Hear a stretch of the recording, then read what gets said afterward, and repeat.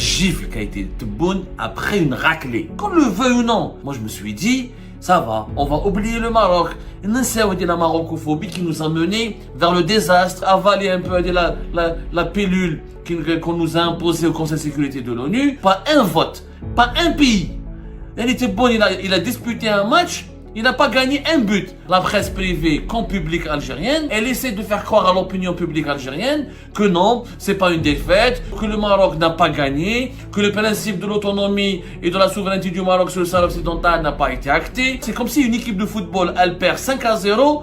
Non, mais on n'a pas perdu 5-0. Il y a eu une action, il y a eu un beau corner, il y a eu un penalty raté. Mais c'est le résultat final qui compte. T'as pris 5 buts. Tu devrais au moins t'excuser auprès de ton public et demander pardon. Khlas, le mensonge est devenu une maladie. C'est devenu une maladie. Mentir. Plus le mensonge est gros, plus il passe. On est isolé. Il n'y a pas un pays qui a voté contre. Voter contre, c'est-à-dire se solidariser avec le Front Polisario et la position du régime Tebboune qui demande l'indépendance du Sahara occidental. Tous les centaines de millions de dollars et d'euros. Tebboune n'a même pas été capable de convaincre un pays de voter contre. Mais qu'est-ce un pays? Personne ne respecte Tebboune. Faut dire la vérité. Ce monsieur a instauré un régime que personne ne respecte. Ou la gifle qui a été Tebboune après une raclée. Qu'on le veuille ou non. Et aujourd'hui, le 1er novembre, moi je me suis dit, ça va. Tebboune quand même va se faire discret.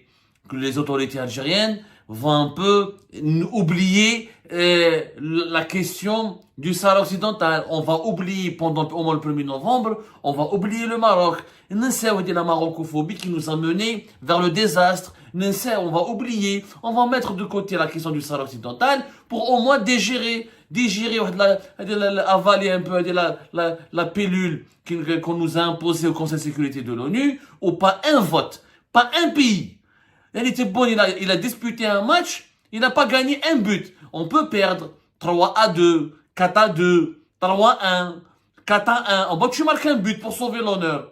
Mais perdre 5-0, je suis désolé, c'est une humiliation. Pas un pays a voté en faveur de la position, ou pas un pays a voté en faveur de la position algérienne qui est de contrer et de s'opposer et de bloquer cette résolution américaine qui acte de facto l'option de la souveraineté du Maroc sur le territoire du Sahara occidental dans le cadre d'un mécanisme d'autonomie territoriale, dans le cadre d'un plan marocain pour l'autonomie du Sahara occidental. C'est la première résolution des Nations Unies qui parle de la possibilité, qui qualifie de fiable, de juste, de réalisable, pour résoudre le conflit du Sahara occidental, qui est l'option, qui est le plan marocain pour l'autonomie.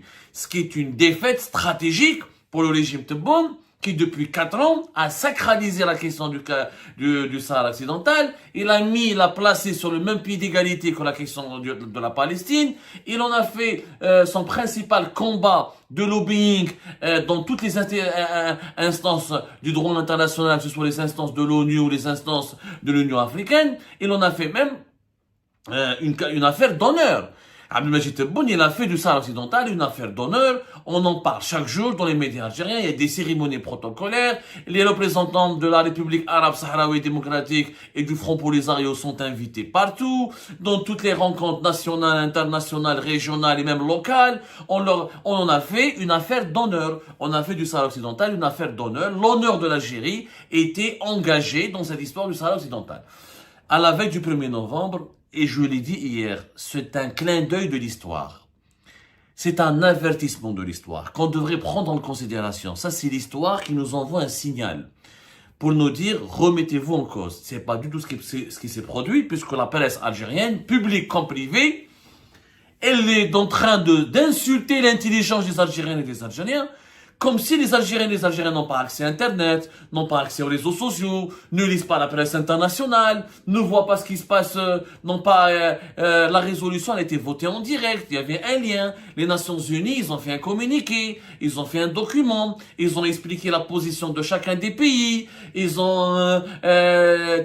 a été filmé, tout a été acté. Tout est documenté. Et malgré cela, la presse privée comme publique algérienne, étatique comme semi-étatique, toute la presse algérienne propagandiste, Elle essaie de faire croire à l'opinion publique algérienne que non, c'est pas une défaite, que la résolution américaine a été remaniée, que le Maroc n'a pas gagné, que le principe de l'autonomie et de la souveraineté du Maroc sur le Sahara occidental n'a pas été acté, que rien n'est réglé, que l'Algérie, au contraire, c'est elle qui a gagné, puisqu'elle a imposé la MINURSO. On est en train de s'attribuer une victoire. C'est comme si une équipe de football, elle perd 5-0. Non, mais on n'a pas perdu 5-0. Il y a eu une action, il y a eu un beau corner, il y a eu un penalty raté, mais c'est un penalty. Il y a eu un beau coup franc, mais c'est le résultat final qui compte. T'as pris 5 buts. Tu devrais au moins t'excuser auprès de ton public et demander pardon. C'est pas le cas de l'Égypte Boun qui est khlas. Le mensonge est devenu une maladie. C'est devenu une maladie. Mentir. Plus le mensonge est gros, plus il passe. C'est ça les traits caractéristiques des systèmes totalitaires. La différence entre une simple dictature et un système totalitaire, c'est d'abord le mensonge. Le système totalitaire ne se contente pas de réprimer comme une dictature.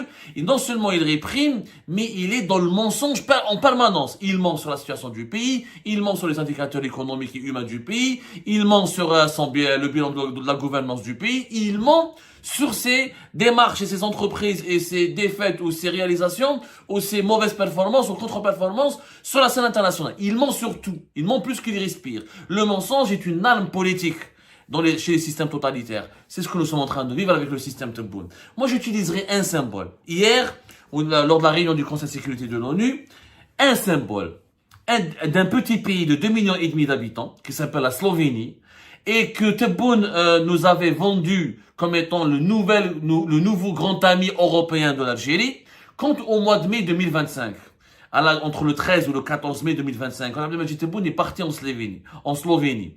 J'ai été parmi les rares voix médiatiques et intellectuelles de cette Algérie opprimée et malheureuse à s'élever et à remettre en cause l'utilité, voire même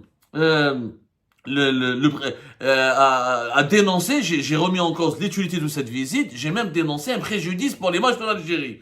Qu'est-ce qu'un président de la République en Algérie va faire dans un pays de 2,5 millions d'habitants, qui est un très beau pays pour le plan touristique, qui est économiquement un beau pays, mais que c'est un micro-pays.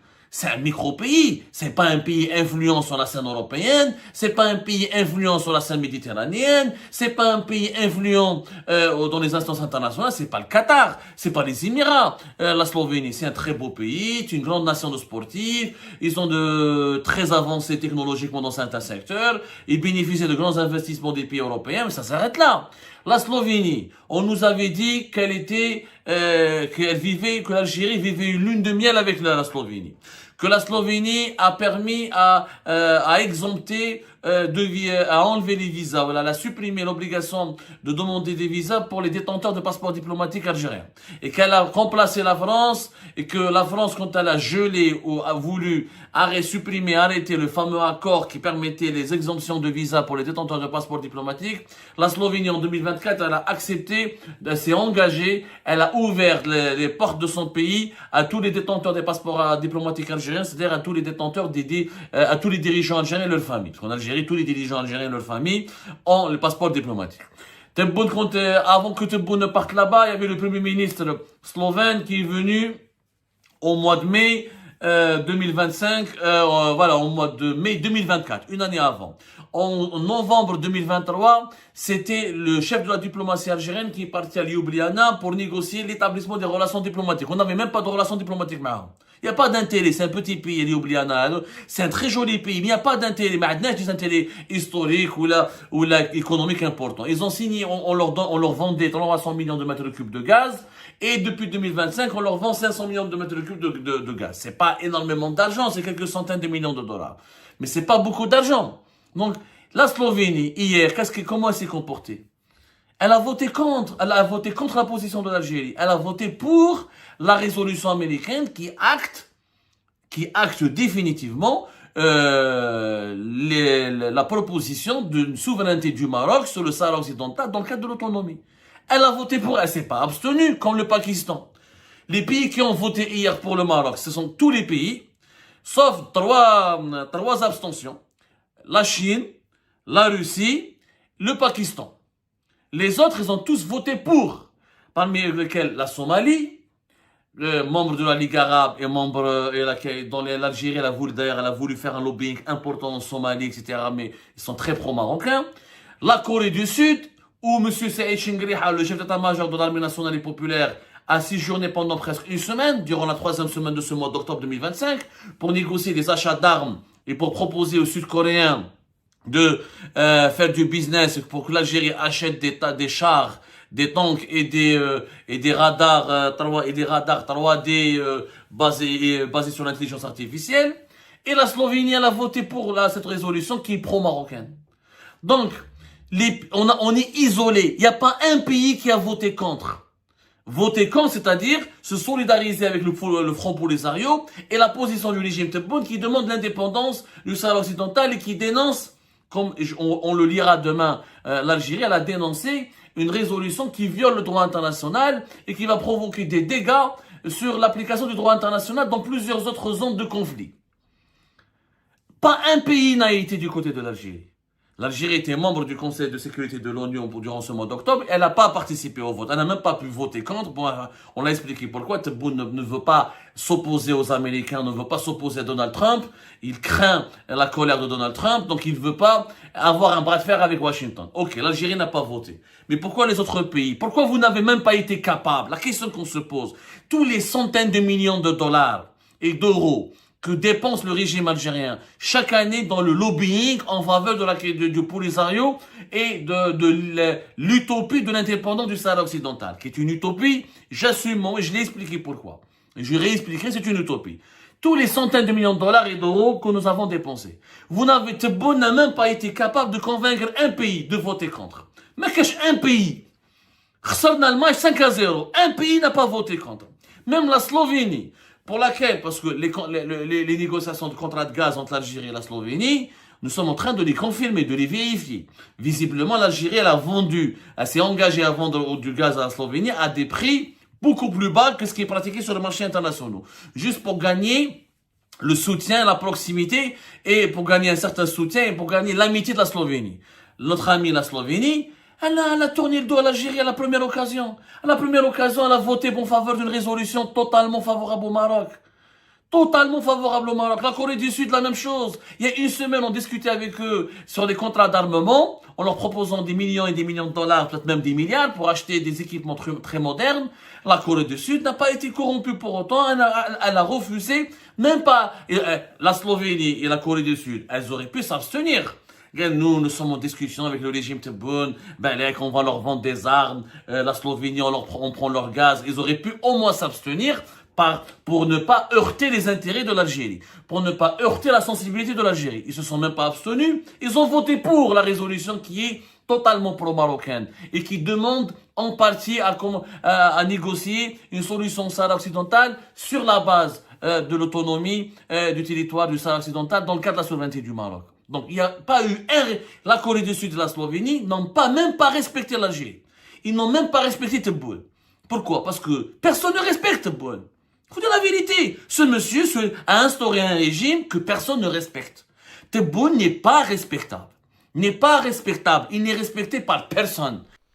Et ben voilà les amis, c'est la fin de cette vidéo. Je vous remercie comme d'habitude pour avoir suivi jusqu'à la fin. N'oubliez pas de nous laisser vos commentaires et vos réactions sur cette vidéo et de vous abonner à la chaîne si vous n'êtes pas encore abonné. Donc voilà, ça fait vraiment plaisir de voir vos commentaires et vos réactions et vos discussions sur la section des commentaires. C'est très intéressant et je vous prie toujours de garder le respect et un petit peu la bonne ambiance pour tout le monde. Donc voilà, merci beaucoup et à la prochaine dans une nouvelle vidéo. Au revoir.